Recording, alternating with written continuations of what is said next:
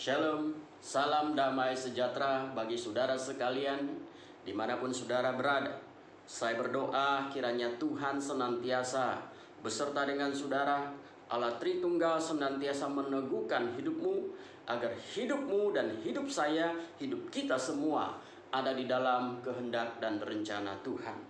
Saudara-saudara sekalian, mari buka Alkitabmu di dalam 2 Timotius pasal yang ketiga, ayat 10 sampai ayat yang ke-17. 2 Timotius pasal yang ketiga, ayat 10 sampai ke-17. Dan saya akan memfokuskan di ayat yang ke-15 dan 16.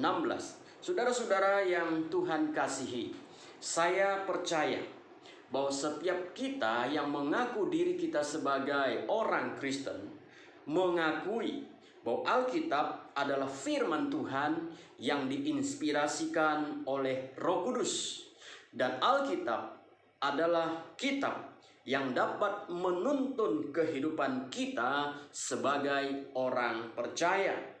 Kita percaya bahwa Alkitab, ketika kita membaca, kita merenungkan, dan kita mempraktekkan di dalam kehidupan kita, maka Alkitab, firman Tuhan, memberikan kekuatan, penghiburan, dan kesegaran bagi kita. Tetapi yang menjadi pertanyaannya adalah, berapa banyak orang percaya sungguh-sungguh menyediakan waktu untuk membaca dan merenungkan Alkitab firman Tuhan? Berapa giat orang yang mengaku dirinya percaya kepada Yesus Kristus menyediakan waktu, mengorbankan segala hal yang tidak penting untuk bersekutu dengan Tuhan di dalam membaca dan merenungkan firman Tuhan. Saudara-saudara yang Tuhan kasihi, di dalam bagian yang saya sudah sebutkan tadi dalam 2 Timotius pasal yang ketiga ayat 10 sampai 17 itu memberitahukan kepada kita bahwa Paulus sedang mengingatkan anak rohaninya yang bernama Timotius untuk selalu setia di dalam mengikut dan di dalam melayani Tuhan. Timotius sudah mengikuti teladan, mengikuti jejak daripada Rasul Paulus, dan Timotius juga sudah menderita di dalam melayani Tuhan. Dan Paulus mengingatkan Timotius agar Timotius tetap kuat di dalam Tuhan. Karena apa? Karena setiap orang yang ingin hidup di dalam Tuhan, hidup bagi Tuhan dan melayani Tuhan, pasti akan mengalami yang namanya penderitaan. Dan Paulus juga memberitahukan kepada dia bahwa ketika engkau menderita, engkau harus ingat bahwa kitab suci itu memberikan kekuatan, memberikan hikmat kepadamu agar engkau sanggup menghadapi segala kesulitan bersama dengan Tuhan. Nah, saudara-saudara yang Tuhan kasihi, di dalam bagian firman Tuhan yang sudah saya sebutkan tadi, saya ingin membahas bagian ini dengan tema, yaitu manfaat membaca dan merenungkan firman Tuhan. Manfaat atau nilai-nilai yang kita peroleh ketika kita membaca firman Tuhan dengan tekun, dengan rajin, dengan teratur. Nah, saudara, yang pertama adalah firman Tuhan memberikan hikmat kepada kita. Firman Tuhan memberikan hikmat kepada kita. Perhatikan ayat 15 yang berbunyi demikian. Ingatlah juga bahwa dari kecil engkau sudah mengenal kitab suci yang dapat memberi hikmat kepadamu. Kata hikmat di dalam bahasa aslinya adalah sopiso, yang artinya adalah membuatmu menjadi bijaksana atau membuatmu menjadi orang yang berpengertian. Bahasa Indonesia sehari-hari menerjemahkan ayat ini dengan terjemahan memberimu pengertian. Saudara, kitab suci atau firman Tuhan memberikan kita hikmat atau membuat kita menjadi bijaksana ketika kita mau membaca, merenungkan, dan mempraktekkannya di dalam hidup kita. Alkitab yang kita miliki adalah harta yang tak ternilai. Di dalamnya ada harta terpendam yang tidak ternilai harganya, karena begitu serius dan begitu penting, begitu berharga sekali.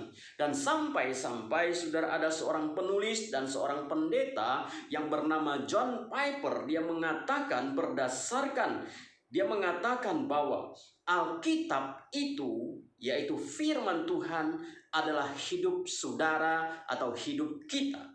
Berdasarkan tafsiran dia di dalam Ulangan pasal yang ke-32 ayat 46 sampai 47. Di dalam Ulangan pasal 32 ayat 46-47 berbunyi demikian. Berkatalah ia, yaitu Musa, kepada mereka, yaitu bangsa Israel, perhatikanlah segala perkataan yang kuperingatkan kepadamu pada hari ini, supaya kamu memerintahkannya kepada anak-anakmu untuk melakukan dengan setia segala perkataan hukum Taurat ini. Sebab perkataan ini bukanlah perkataan hampa, tetapi itulah hidupmu. Dan dengan perkataan ini akan lanjut umurmu di tanah kemana kamu pergi menyeberangi sungai Yordan untuk mendudukinya. Kalimat ini sangat penting, saudara. Dua ayat ini sangat penting, karena ini adalah ayat yang disampaikan oleh Musa sebagai salam perpisahan Musa dengan orang-orang Israel. Paulus berkata bahwa kitab suci atau firman Tuhan akan membuat kita menjadi bijaksana. Dan hal yang sama pun pernah dikatakan oleh pemazmur di dalam Mazmur 119 ayat 98 sampai ayat 110. Sampai ayat 110. Perintahmu membuat aku lebih bijaksana daripada musuh-musuhku. Aku lebih berakal budi daripada semua pengajarku, sebab peringatan-peringatanmu kurenungkan. Aku lebih mengerti dari orang-orang tua, sebab aku memegang titah-titahmu. Mazmur 119 ayat 98 sampai ayat yang ke-100. Istilah perintahmu, peringatanmu, dan titahmu itu adalah sebutan lain yang menunjuk kepada firman Tuhan.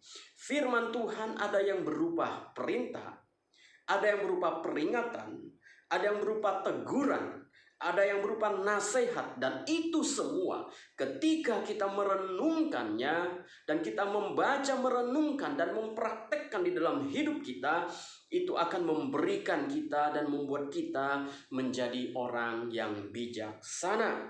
Namun saudara, mengapa banyak orang yang mengaku dirinya adalah orang Kristen tetapi tidak bijaksana di dalam hidup mereka?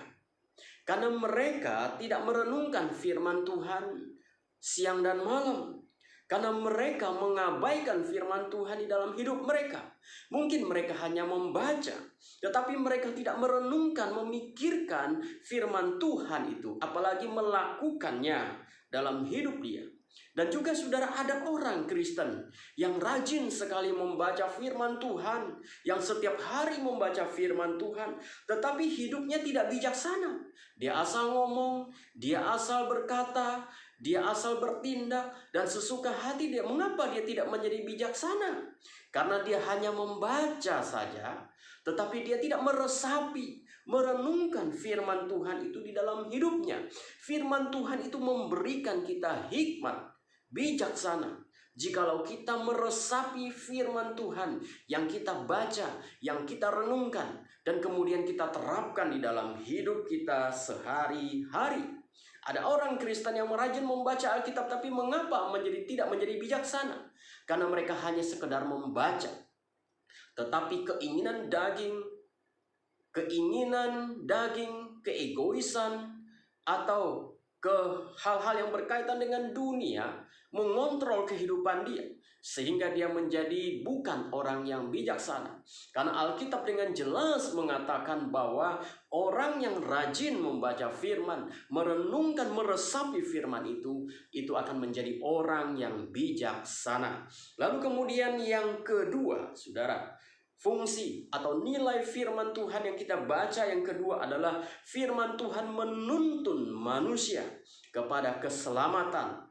Di ayat yang ke-15 kalimat terakhir berkata, dan dalam dan menuntun engkau kepada keselamatan oleh iman kepada Yesus Kristus.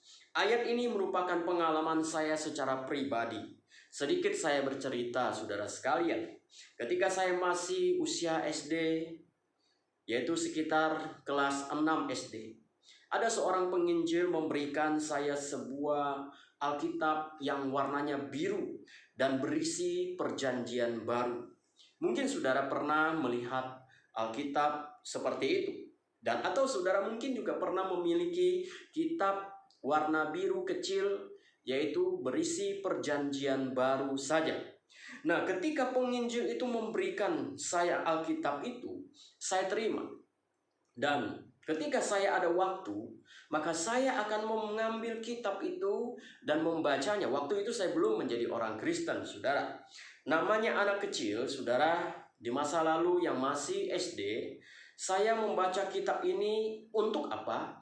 Untuk memperlancar saya membaca tulisan-tulisan. Nah, saya mulai membaca dari kitab Matius, Markus, Lukas, dan Yohanes. Ketika saya membaca keempat kitab Injil itu, saya menemukan ada satu sosok pribadi yang bernama Yesus. Dan ketika saya membaca itu, melihat sosok Yesus itu, saya kagum. Saya merasa ini orang hebat sekali. Ini orang luar biasa. Kenapa hebat, saudara? Karena orang-orang sakit disembuhkan, ya. Setan yang merasuki manusia diusir olehnya.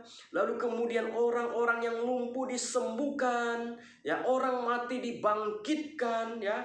Dan banyak lagi, saudara, orang yang mengalami penderitaan diberikan penghiburan. Orang yang tidak ada makan dikasih makan dengan melakukan mujizat yang luar biasa. Dan pada waktu itu saya membaca tentang sosok Yesus ini, saya kagum sekali. Dan bahkan dia adalah seorang pribadi yang bukan hanya melakukan mujizat, hal-hal yang luar biasa dalam pemikiran saya waktu itu, tapi dia juga mati, disalibkan. Dan luar biasanya adalah pada waktu dia disalibkan, dia bangkit dari antara orang mati. Dan kemudian saya berpikir, ini orang yang namanya Yesus yang diceritakan di dalam kitab Injil ini, orang yang hebat, yang luar biasa, yang tidak pernah saya temukan di dalam kisah-kisah yang lain. Lalu kemudian saudara, saya mulai berpikir, Yesus ini orang-orang memanggilnya Tuhan, ya. Orang-orangnya memanggil guru. Lalu saya berpikir dalam hati saya, mau nggak ya Yesus menerima saya sebagai muridnya? Mau nggak ya Yesus menerima saya dan mengajar saya? Karena dia sosok yang hebat. Dan singkat cerita, Bapak Ibu Saudara, saya menjadi orang percaya.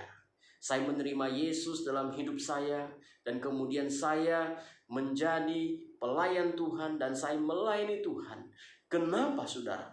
Karena pada waktu saya masih kecil, saya sudah membaca kitab suci itu. Dan kitab suci itu menuntun saya kepada keselamatan di dalam Yesus Kristus. Itulah manfaat kita membaca kitab suci. Lalu kemudian yang ketiga, saudara, yang terakhir adalah firman Tuhan adalah sarana bagi pertumbuhan karakter dan rohani kita. Perhatikan di dalam 2 Timotius pasal 3:16. Segala tulisan yang diilhamkan Allah bermanfaat untuk mengajar, untuk menyatakan kesalahan, untuk memperbaiki kelakuan, dan untuk mendidik orang di dalam kebenaran. Saudara, istilah segala tulisan diilhamkan Allah menunjuk kepada Alkitab, bahwa Alkitab adalah diinspirasikan oleh Roh Kudus. Alkitab yang kita miliki sekarang merupakan kitab suci yang diinspirasikan oleh Roh Kudus. Dan Alkitab ini, ayat ini berkata bahwa ketika kita membaca, ketika kita merenungkan, Alkitab itu mendidik kita dalam kebenaran, memperbaiki kelakuan, menyatakan kesalahan. Saudara, Alkitab itu akan menjadi sarana untuk mengubah karakter dan sehingga kita mengalami pembaharuan, perubahan di dalam karakter dan di dalam pertumbuhan kerohanian kita. Nah saudara-saudara, berapa banyak kita menyediakan waktu untuk membaca firman Tuhan. Saudara sekalian yang Tuhan kasihi, jangan sia-siakan kitab suci, Alkitab yang saudara miliki. Yang saudara miliki, jangan biarkan ia berdebu di tempat di mana kita taruh. Tapi bacalah itu, renungkanlah itu. Karena firman Tuhan memberikan hikmat kepada kita. Kita akan menjadi orang bijaksana. Karena Alkitab akan menuntun kita kepada keselamatan. Karena Alkitab akan mengubah hidup kita menjadi seorang pribadi yang karakternya mengalami perubahan, kerohanian kita mengalami pertumbuhan. Kiranya Tuhan memberkati saudara sekalian. Bacalah Alkitabmu dengan sungguh-sungguh. Bacalah, renungkanlah, resapilah setiap kata di dalam Alkitabmu, sehingga kita menjadi orang yang bijak dan mengerti arti keselamatan, dan hidup kita diubahkan di dalam Kristus. Tuhan memberkati saudara sekalian. Amin. Mari kita berdoa. Bapa di dalam surga, kami bersyukur untuk firman-Mu yang sudah kami baca. Manfaat kami membaca Alkitab firman-Mu.